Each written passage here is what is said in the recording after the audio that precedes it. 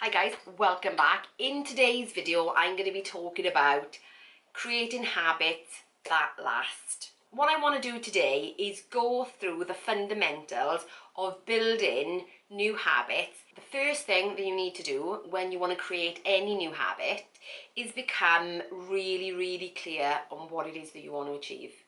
And more importantly, why you want to achieve it. So I'm going to pick on nighttime journaling as an example for this. Okay, so first of all, you've got to think, well, okay, if you want to do this thing, you've got to think, right, okay, why is it that I'm going to do it? What benefit is it going to be to me? Because unless we know why we're doing it, or what benefit it's going to be, it's not going to be something that we are going to be able to sustain, that we're going to keep going, because a little bit down the line we're going to think, why am I doing this? It has no benefit to me, and then it falls by the wayside. So I would say the first thing you need to do is be really clear about what your new habit is. The next thing then, once you've decided exactly what it is that you want to do, and you're very clear about why you're doing it and what benefit it is to you, then you've got to start with making that promise to yourself. You know, I talk about keeping promises to yourself all the time in order for you to be able to stay on track. Promises are really important, and reminding yourself every day that you have made that promise to yourself is really important. Let's look at what a habit actually is. And this was probably best defined by James Clear in his book Atomic Habits as a habit is a behaviour that is repeated enough times to become automatic.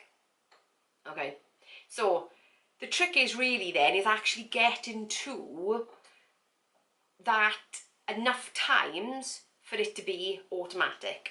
So there are 4 things that you can do to make a habit, to make it repeatable, to make it so that it lasts forever. So the first thing is about making it obvious. So once you're very clear about what you want to do and why you want to do it, then it's about making it obvious, and that is deciding where and when you're going to do this new habit. So for instance, if it was evening journaling, you might decide that every night after you brushed your teeth and you get into bed, you're going to journal for 5 minutes. So it's about making it very obvious about when you're going to do it. And you might actually need to think about 3 different ways that you might do this. So if the first one doesn't work, you've got something else to go to, because just because that first one doesn't work doesn't mean that you can't do it, can't build it, and can't make that a new habit. So make it obvious.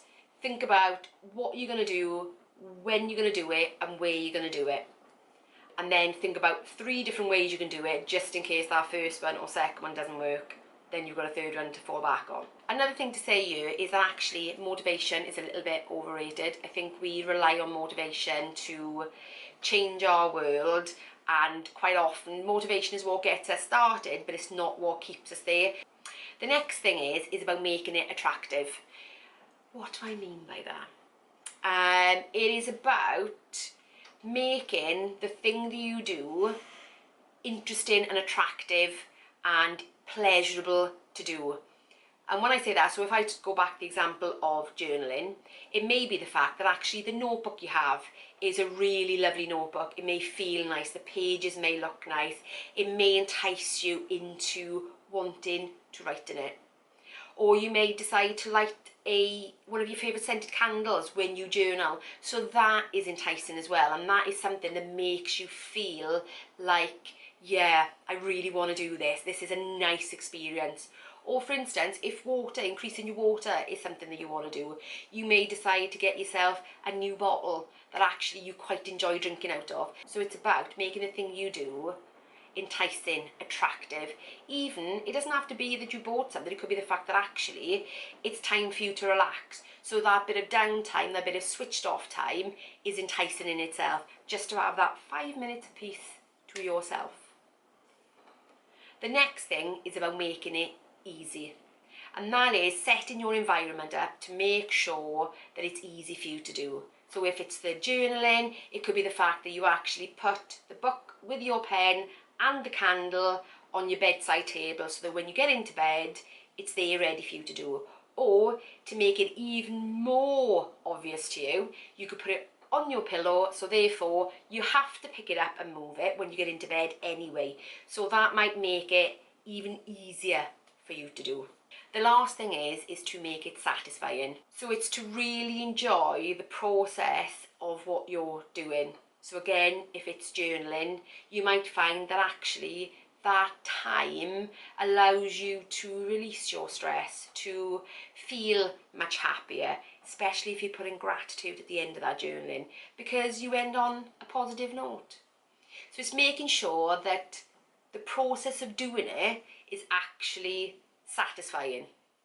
Now, I'm not turning and saying that actually some things that we want to make habits out of may not be necessarily satisfying in and of itself, like cleaning your oven once a month. That may be a habit you want to get into, but you do then love that clean oven at the end of it. So even though the process may be a bit grueling, the end result is really satisfying. So I think for us to be able to do anything over and over and over and over again that perhaps we're not getting paid to do is something that has to be satisfying in and of itself. So guys, that's it. That is how predominantly I have built all my habits over the last year. My habit of getting back on track, my habit of morning journaling, my habit of keeping those promises to myself. These are the patterns that I've gone through time and time and time and time again. Even my weekly food planning, that is all habits that I built one on top of the other. And actually, if you go into James Clear's book Atomic Habits, he also talks about habit stacking. So if, for instance, you want to build a new habit and you still have to go through this cycle, because that is the behaviour of habit change, you'd still have to go through that cycle anyway, but you might decide to stack it on top of another habit that you do as well. So for instance, with the journaling, you might decide after I have brushed my teeth in the evening, I am going to go to my bedroom and journal for 5 minutes. And that's how you stack the habits. And actually, that's how I did my morning journaling. I kept one promise to myself, and that was meditating every day. And then I stacked my new habits one on top of each other until I got my whole entire morning routine and morning journaling practice. So that was a very real way of this in practice. Anyway, if you've enjoyed this video, guys, please give me a thumbs up. If you're new around here, consider subscribing and hit the notification bell just in case I chuck in that video, you know, as I do sometimes on the impromptu. Anyway, until the next time, bye guys.